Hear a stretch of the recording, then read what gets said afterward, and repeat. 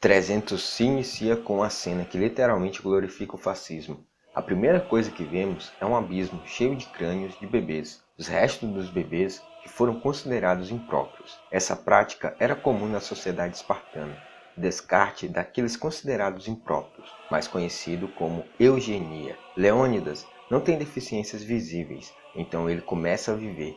Quando criança, ele é doutrinado na sociedade dos guerreiros, ensinado a lutar ou morrer. Depois é enviado para sobreviver sozinho. Ele trava uma luta na neve e mata um enorme lobo. Snyder apresenta tudo isso de forma que possamos acreditar na grandiosidade dos guerreiros espartanos. E mais tarde, ele insinua que os espartanos estavam certos em matar todos os seus filhos deficientes, pois um fugitivo corcunda, que a mãe não deixou sacrificar quando ainda era bebê, trai Leônidas e os espartanos. Ou seja, nesse filme, os heróis são militaristas, eugenistas e lutam por um ideal de nacionalismo. This is Sparta! Zack Snyder não satiriza essa sociedade militarista e eugenista, assim como fez o diretor Paul Verhoeven em seu Tropas Estelares. Pelo contrário, ele os trata como heróis que doam a vida para enfrentar hordas de imigrantes persas que ameaçam seus bens mais preciosos, a pátria, a família e a liberdade. 300 conta uma história real ilustrando a Batalha das Termópilas, na qual um pequeno bando de espartanos e outros combatentes gregos defenderam sem sucesso uma passagem costeira de um grande número de invasores persas, segurando-os por uma semana antes de todos morrerem em combate corpo a corpo. Para Snyder, os espartanos eram heróis não ambíguos, guerreiros supremos que desafiavam a morte, que detinham as forças das trevas através da pura força de sua vontade marcial. Nas mãos de Snyder, o rei espartano Leônidas e seus camaradas fazem constantes discursos sobre liberdade e autodeterminação. O filme nunca menciona o fato de que Esparta era uma sociedade baseada na escravidão e na pedofilia institucional. Em vez disso, o modo de vida dos espartanos representa uma espécie do ideal do macho alfa, um elevado estado mental de guerreiro, como se fosse uma nação inteira de rambos. Somente os duros e fortes podem se chamar espartanos, alguém diz mais tarde.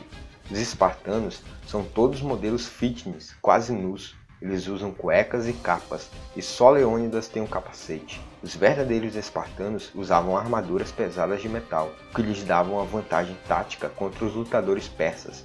Ninguém tem um fio de pelos no corpo, e ninguém tem personalidade alguma.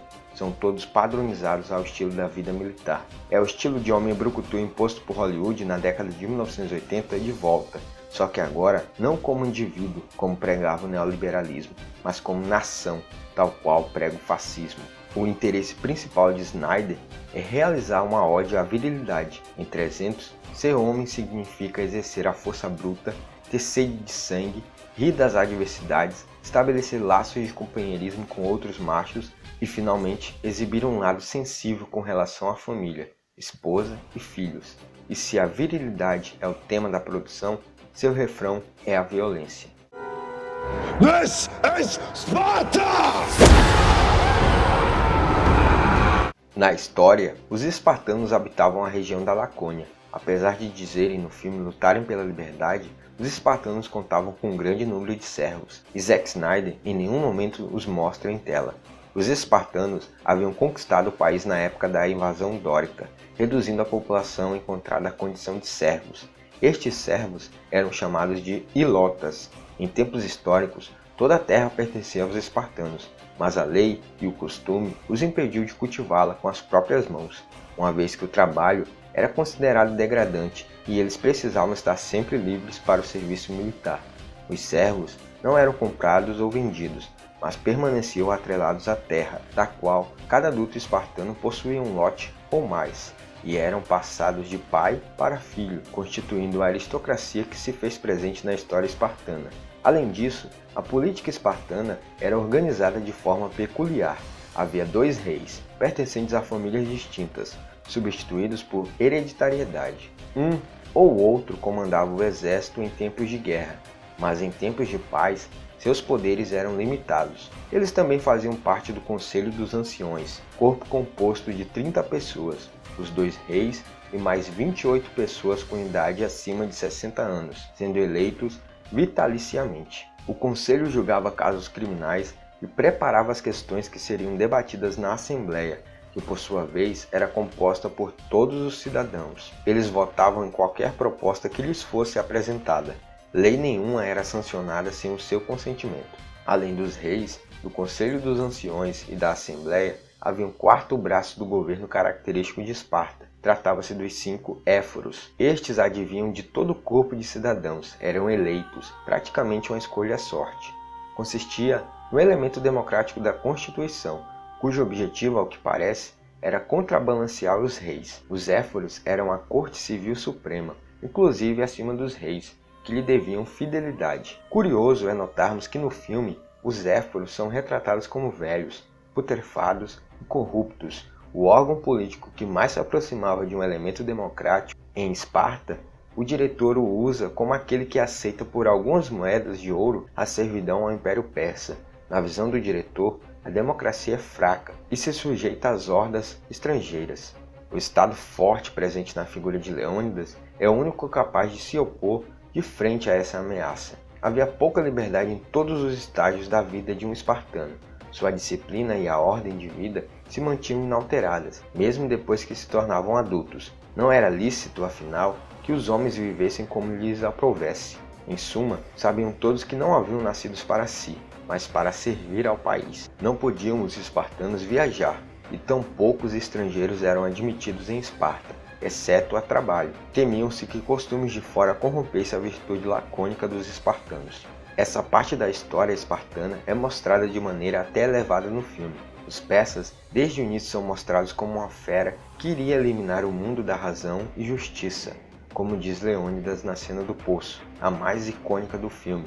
Eles são estrangeiros que chegam à cidade, ameaçam e ofendem mulheres e crianças. Na antiguidade clássica, existiam povos civilizados e povos bárbaros, mas nem todo povo dito bárbaro pelos gregos e romanos eram realmente bárbaros, como os persas, que não eram povos bárbaros. Porém, existiam sim povos bárbaros, e muitos viviam do roubo, saque, estrupavam mulheres, matavam, faziam o diabo. Muitas vezes eram organizados em grande número. Então, era necessário os povos civilizados se organizarem e estarem prontos para a guerra, prontos a qualquer momento.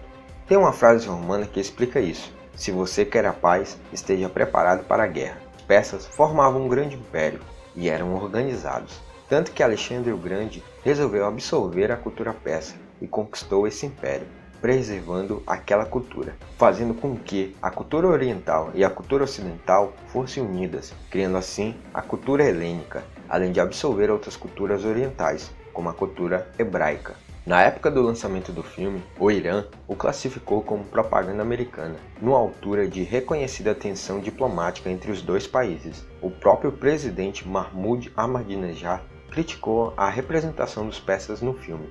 O lado persa é mostrado como uma ameaça à liberdade e aos costumes espartanos. O lado místico, o tirano, em que o rei se vê como um deus, açoita sem piedade os seus súditos e os descarta à sua vontade. Além disso, alguns dos primeiros mensageiros são negros em sua escuridão exagerada, e os imortais, o regimento de combatentes da elite de Xerxes, são ninjas mutantes que, quando tiram as suas máscaras, parecem monstros. Há também um carrasco com lâminas de garra de caranguejo, no lugar de uma foice, e um enorme ogro. Os persas, propositalmente, são tão caricatos que nem parecem humanos. Esse grupo de seres que chegam do Oriente e que ameaçam escravizar e estrupar as mulheres ocidentais. Ou, na visão do presidente do Irã na época, é assim que os americanos mostram como será a invasão dos muçulmanos e a destruição do legado ocidental. No contexto atual, em que as hordas de imigrantes só aumentam, é pouco provável que não utilizem o filme como uma propaganda contra a imigração ou de resistência ao legado cultural ocidental. O xenofobismo presente em Esparta e na Alemanha nazista está mais presente do que nunca no momento atual. Em contraste, Snyder, no início do filme, mostra o relacionamento heterossexual de Leônidas e Gorgo, para mais na frente no filme nos mostrar a selvageria que rolava na cabana de Xerxes, o poço da orgia que aparentemente devemos ver como uma espécie de aterrorizante inferno fluido por gênero, em que até ocorre o consumo de drogas e zoofilia. Nós vemos o Imperador Xerxes como um homem gigante com a voz modificada e um rosto cheio de piercings, e a maneira como Snyder o descreve é fascinantemente esquisita.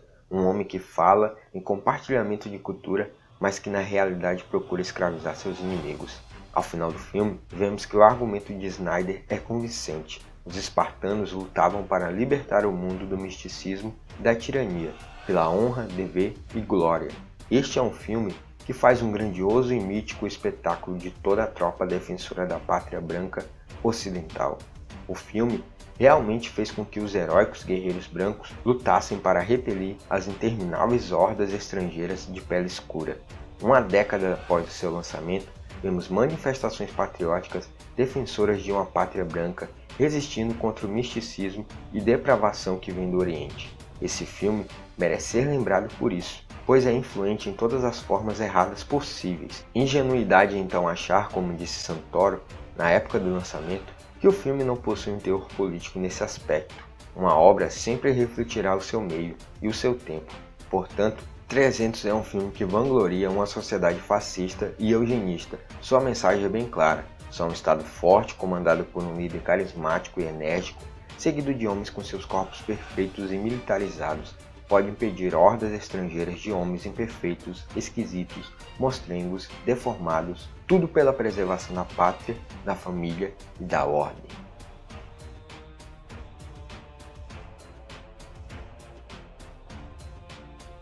Olá! Obrigada por assistir esse vídeo. Se gostou, dá aquele like, compartilha e comenta o que você achou. Até uma próxima. Tchau!